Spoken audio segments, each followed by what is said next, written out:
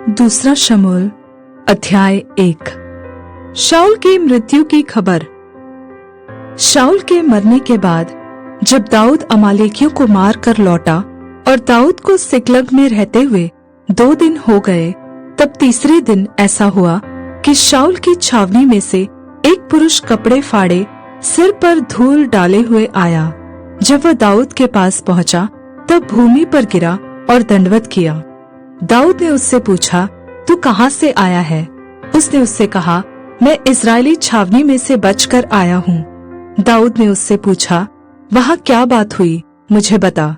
उसने कहा, यह कि लोग रणभूमि छोड़कर भाग गए और बहुत लोग मारे गए और शाऊल और उसका पुत्र योनातान भी मारे गए हैं। दाऊद ने उस समाचार देने वाले जवान से पूछा, तू कैसे जानता है कि शाऊल और उसका पुत्र योनातान मर गए? समाचार देने वाले जवान ने कहा, संयोग से मैं गिलबो पहाड़ पर था तो क्या देखा कि शाऊल अपने भाले की टेक लगाए हुए हैं। फिर मैंने यह भी देखा कि उसका पीछा किए हुए रथ और सवार बड़े वेग से दौड़े आ रहे हैं। उसने पीछे फिरकर मुझे देखा और मुझे पुकारा। मैंने कहा, क्या आज्ञा? उसने मुझसे पूछा, तू कौन है? मैंने उससे कहा, मैं तो अमालेकी हूँ। उसने मुझसे कहा, मेरे पास खड़ा होकर मुझे मार डाल, क्योंकि मेरा सिर तो घूमा जाता है परंतु प्राण नहीं निकलता। तब मैंने यह निश्चय जान लिया कि वह गिर जाने के पश्चात नहीं बच सकता। मैंने उसके पास खड़े होकर उसे मार डाला और मैं उसके सिर का मुकुट और उसके हाथ का कंगन लेकर यहाँ अपने स्वामी के पास आया हूँ।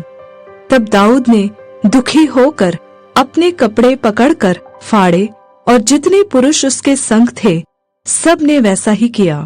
और वे शाऊल और उसके पुत्र योनातान और यहोवा की प्रजा और इस्राएल के घराने के लिए छाती पीटने और रोने लगे और सांझ तक कुछ न खाया, इस कारण कि वे तलवार से मारे गए थे।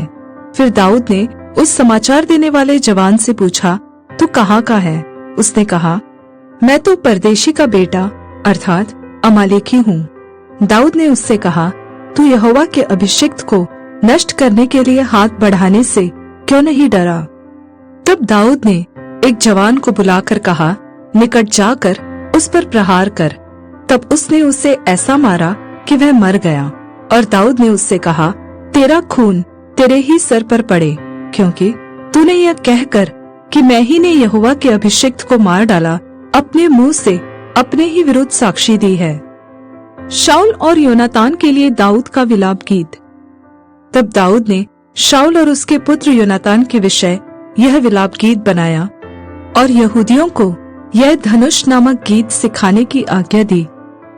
यह याशार नामक पुस्तक में लिखा हुआ है, हे इस्राएल, तेरा शिरोमणि तेरे ऊंचे स्थान पर मारा गया। हाय, शूरवीर कैसे गिर पड़े हैं। गत में यह न बताओ और न अश्कलोन की सड़कों में प्रचार करना, न हो कि पलिश्ती स्त्रियां आनंदित हो, न हो कि खतना रहित लोगों की बेटियां गर्व करने लगे। हे गिलबो पहाड़ों, तुम पर न ओस पड़े और न वर्षा हो और न भेंट के योग्य उपज वाले खेत पाए जाए, क्योंकि वहाँ शूरवीरों की ढालें अशुद्ध हो गई और शाऊल की ढाल बिना तेल लगाए रह गई। जूझे हुओं के लहू बहाने से और शूरवीरों की चर्बी खाने से योनातान का धनुष न लौटता था और न शाऊल की तलवार छूछी फिर आती थी। शाऊल और योनातान जीवन काल में तो प्रिय और मनभाऊ थे और अपनी मृत्यु के समय अलग न हुए। वे उकाब से भी वेग से चलने वाले और सिंह से भी अधिक पराक्रमी थे। हे इस्राएली स्त्रियों, शाऊल के लिए रो, वह तो तुम्हें लाल रंग के वस्त्र पहनाकर सुख देता और तुम्हारे वस्त्रों के ऊपर सोने के गहने पहनाता था। हाय, युद्ध के बीच शूरवीर कैसे काम आए। हे योनातान, हे ऊंचे स्थानों पर जूझे हुए, हे मेरे भाई योनातान, मैं तेरे कारण दुखित हूँ। तू मुझे बहुत मनभाऊ जान पड़ता था। तेरा प्रेम मुझ पर अद्भुत वरन स्त्रियों के प्रेम से भी बढ़कर था। आए, शूरवीर कैसे गिर गए और युद्ध के हथियार कैसे नष्ट हो गए हैं।